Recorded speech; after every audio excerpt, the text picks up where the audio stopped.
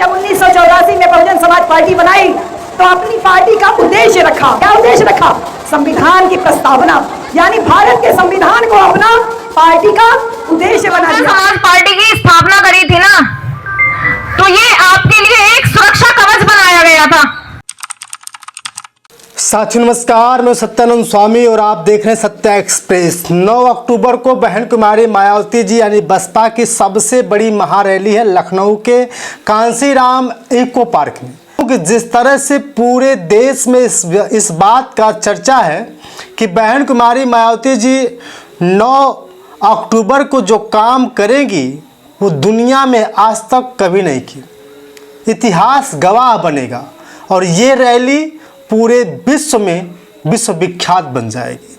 और जिस तरह से इस रैली को सफल बनाने के लिए प्रयास किया जा रहा है, ये भी अपने आप में सोचने वाली बात है। लेकिन बहुजन समाज पार्टी की दो ऐसी नेत्री जो लगातार मैदान में चल रही हैं, नौकरी भी करती हैं, उनका समय खत्म होता है पढ़ाने का, तब वे लोग ज़मीन पर उतरकर बहुजन समाज पार्टी को मजबूत करने में लग जाते हैं। मैं बात कर रहा हूं डॉक्टर इंदु चौधरी जो बीएचयू में प्रोफेसर हैं और साथ ही रेखा रानी की, वो भी एक प्रोफेसर है। साथियों, आज इन्हीं दोनों महिलाओं के बारे में बात करेंगे क्योंकि जब से बहन कुमारी मायावती जी का ये अभियान शुरू हुआ है कि बहुजनों को जोड़ना है और जैसे अखिलेश यादव जी समाजवादी पार्टी के राष्ट्रीय अध्यक्ष ने पीडीए का प्लान बनाया, उसी तरह बहन कुमारी मायावती जी ने कहा कि हमें पीडीए भी चाहिए, हमें सर्वजन हिताय सर्वजन सुखाय भी चाहिए, यानी कि सर्वजनों की बात होनी चाहिए।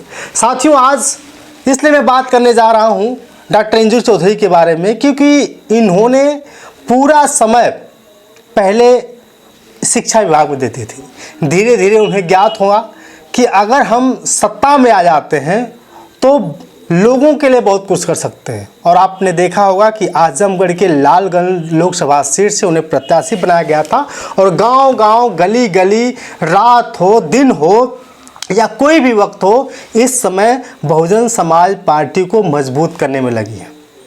अगर हम थोड़ा सा कंपेयर करें बहुजन समाज पार्टी की मुखिया और डॉक्टर इंदु चौधरी से, तो दोनों को देखा जाए तो जैसे बहन कुमारी मायावती जी छोटे छोटे बाल रखती हैं, उसी तरह डॉक्टर इंदु चौधरी रखती हैं। उसी तरह रेखा रानी भी रखती हैं जो बुलंदशहर से आती हैं और गांव-गांव जाकर के जैसे बहन जी की बातों को बताना, माननीय कांसीराम साहब के बातों को बताना, किस तरह से हमारा देश आज़ाद हुआ, किस तरह से बाबा साहब डॉक्टर भीमराव अम्बेडकर ने संघर्ष किया, किस तरह से बहन कुमारी मायावती जी ने संघर्ष किया, उस संघर्ष को बताने का पूरी तरह से प्रयास कर रही है। साथियों, आपको बता दूं कि डॉक्टर इंदु चौधरी एक ऐसी महिला है, कह ले तो महिला सशक्तिकरण के लिए एक मिसाल है कि इन्होंने अपने परिवार से लड़कर कहा कि हमें किसी का सहारा नहीं चाहिए, हमें बहुजन समाज पार्टी की मुखिया बहन जी को सहारा चाहिए। और बहन जी को मजबूत करने के लिए, उनके हाथों को मजबूत करने के लिए वो उन्होंने वाराणसी से दूर आजमगढ़ जाकर के पूरे लोगों को गांव-गांव, रात-रात, दिन भर चल करके बहुजन समाज पार्टी की रैली को सफल बनाने के लिए प्रयास कर रही हैं। हर जगह जाती हैं तो माननीय कांसीराम साहब के उस संघर्ष को बताने का प्रयास करती हैं कि माननीय कांसीराम साहब तो हुआ करते थे तो लोगों को अधिकार नहीं मिल पाता था। बाबा साहब डॉक्टर भीमराव अम्बेडकर साहब ने संविधान में अधिकार तो दिए, लेकिन असली में अधिकार माननीय कांसीराम साहब दिला पाए थे। बाबा साहब लिख के चले गए, लेकिन उसको गांव-गांव बताने का प्रयास माननीय कांसीराम साहब साइकिल से चलकर किए थे और बहन कुमारी मायावती जी ने उसको सत्ता की चाबी हाथ लगने के बाद पूरी तरह से दिखा दिया कि हमें सिर्फ बहुजनों का राज नहीं चाहिए, हमें सर्वजनों का राज चाहिए। और सर्वजनों का राज अगर रहेगा तो कहीं न कहीं भी तकलीफ़ें नहीं होंगी। एक जगह सहारनपुर में बहन जी भाषण दे रही थी, उस भाषण के दौरान कह रही थी एक गांव में दलित भी रहता है, पिछड़े भी रहते हैं, सर्वजन हित के लोग भी रहते हैं, यानी ठाकुर भी रहते हैं, ब्राह्मण भी रहते हैं। अगर इन सबको आपस में लड़ाया जाए तो क्या लगता है कि गांव सही से चल पाएगा? इसलिए बहन कुमारी मायावती जी ने कहा कि हमें सबको बराबर का अधिकार देने होगा और जहाँ जिसको जितनी अधिकार है सबको देना पड़ेगा। इसलिए बहन जी हर जगह कभी भी किसी की बुराई नहीं करती, कभी भी किसी की पार्टी की बुराई नहीं करती, और वही काम डॉक्टर इंदु चौधरी लगातार गांव-गांव जाकर के बताने का प्रयास करी। और 9 अक्टूबर को जिस तरह से इस रैली को सफल बनाने की कोशिश की जा रही है, सबकी निगाहें आज के समय में डॉक्टर इंदु चौधरी पे टिकी है, क्योंकि ऐसा माना जा रहा है कि डॉक्टर इंदु चौधरी को बहुत बड़ा पद दिया जा सकता है। साथियों, एक और खबर बता दें कि रेखा रानी लगातार बहुजन समाज पार्टी को मजबूत करने के लिए प्रयास कर रही हैं।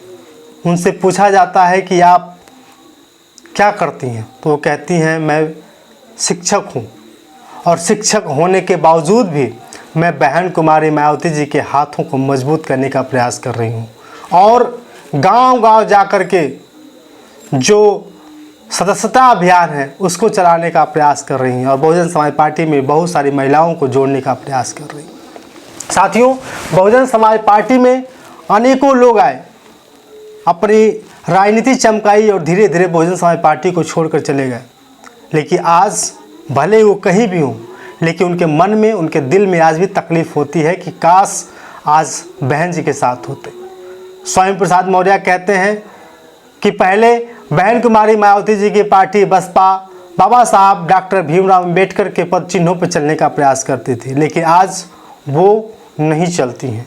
लेकिन हकीकत में अगर पूरे देश में कोई पार्टी है जो बहुजन समाज की पार्टी है और बाबा साहब डॉक्टर भीमराव अम्बेडकर साहब बुद्ध के सहित महापुरुषों के पद चिन्हों पर चलने का काम करती है, तो बहुजन समाज पार्टी। साथियों, आपको बता दूं कि जैसा आंकड़ा देखा जा रहा था, तो उस आंकड़े से भी कहीं ज़्यादा अगर मेहनत देखा जाए तो आजमगढ़ में, बुलंदशहर में, क्योंकि ये 2 नायिकाएं जो नेत्री बन के उभरी हैं, जो अपने आप पे एक मिसाल हैं। बाबा साहब डॉक्टर भीमराव अम्बेडकर साहब ने जिन्हें अधिकार दिया वो महिलाएं चल रही हैं। और रेखा रानी की मैं बात करूं तो रेखा रानी को भी अगर हम डॉक्टर इंदु चौधरी से और बहन जी के से कंपेयर करते हैं, तो जैसे बहन कुमारी मायावती जी के हाल ढाल चाल हैं, जैसे बहन कुमारी मायावती जी के बाल हैं, ठीक उसी तरह कोशिश में लगी रहती हैं रेखा रानी। रेखा रानी भी छोटी बाल रखती हैं, और इस बाल रखने का तात्पर्य मैं नहीं कह रहा हूँ कि इनको बाल नहीं रखना चाहिए, लेकिन मैं इनके मेहनत को 9 अक्टूबर की जो रैली है उसको सफल बनाने की मेहनत करते हुए देखा हूँ।